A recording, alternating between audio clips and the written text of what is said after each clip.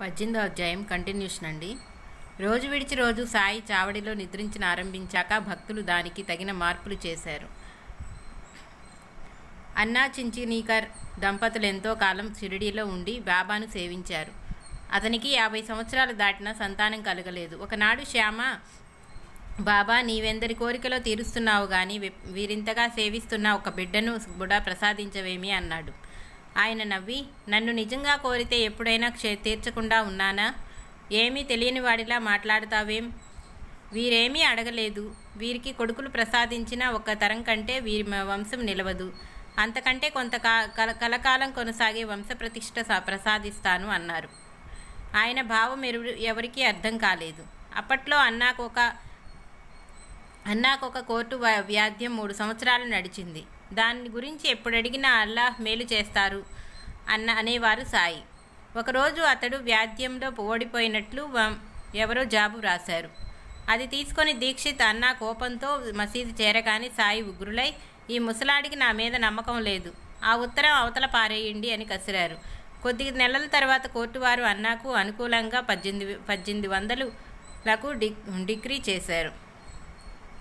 ఆ భక్తులిద్దరు సంతోషంతో బాబా వద్దకొచ్చి ఆ పైకమంతా దక్షిణగా వారినే తీసుకోమన్నారు.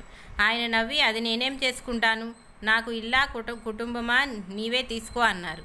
చివరకు సాయికి ఆశ్రమమైన చావడి మరమ్మతులకి ఆ పైకం వినియోగించారు. అందుకే అక్కడ లక్ష్మీబాయి, దామోదర్ బాబరే అని ఆ దంపతుల పేర్లిచ్చారు. నిత్యహారతులు. ప్రతిరోజు ఉదయం 5 గంటలకు ప్రాంతంలో భక్తులందరూ చామరలతో దండాలు తీసుకొని హారతులకి మసీదు చేరేవారు.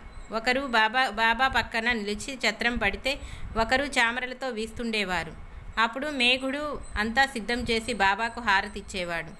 వెంటనే భక్తులందరూ శ్రీ సచ్చిదానంద సద్గురు సాయినాథ్ మహారాజ్కి జై అని వెలుగెత్తి చాటి తాళాలు చేతులు తడుతూ హారతి పాడేవారు.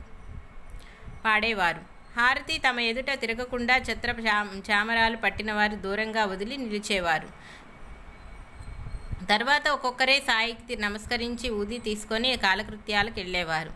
కొద్దిమంది బాబా సన్నిధిలో కూర్చునేవారు. ఇలా రోజుకి 4 హారతులు జరిగేవి. మేఘుడు జీవించినంతకాలం అతడే హారతి ఇచ్చేవాడు. తర్వాత బాబుసాహెబ్ జోగ్ ఆ కార్యక్రమాన్ని స్వీకరించారు. ఇవి నేటికి ఇలానే జరుగుతున్నాయి. లెండి యాత్ర. రోజు ఉదయం 8:30 ప్రాంతంలో సాయి లెండికి వెళ్ళి వచ్చేవారు. అప్పుడు మొదట మసీదు ముంగిట వాద్యగాళ్లు మేళం వాయించేవాడు. టోపీ, దండం, ప్రత్యేక దుస్తులు ధరించిన 2 సేవకులు మసీదు మెట్ల వద్ద నిలిచేవారు. వారందరితో కలిసి సాయి బయటకొచ్చి మసీదు మలుపులో మారుతి ఎదుటికొచ్చి అటువైపు కుడి చేత్తో చిత్రమైన సైగలు చేసేవారు. తర్వాత 4 దిక్కుల వైపు తిరిగి తీక్షణంగా చూస్తూ అవే సైగలు చేసేవారు. తర్వాత గురుస్థానం దగ్గరున్న వీధుల కూడలిలో నిలిచి అచ్చటి వేప చెట్టు వైపుకు చూస్తూ తమ గురుస్థానానికి శ్రద్ధాంజలి చెప్పుకున్నట్లు సైగలు చేసేవారు. తర్వాత మిగిలిన 3 దిక్కుల వైపుకు అలానే సైగలు చేసేవారు. వాడాలోని వారు, అప్పుడే షిరిడీ చేరిన భక్తులు వారిని అక్కడ దర్శించి నమస్కరించుకునేవారు. తర్వాత ఆయన దక్షిణంగా ఉన్న వీధుల కూడలిలో నిలిచి సైగలు చేసేవారు. ఇప్పుడు అక్కడక్కడ గుర్తుగా గూటిలో సాయి పాదుకలు ప్రతిష్ఠించారు. అక్కడ పిలాజీ గురు ఇల్లు మాత్రమే ఉండేది. అక్కడి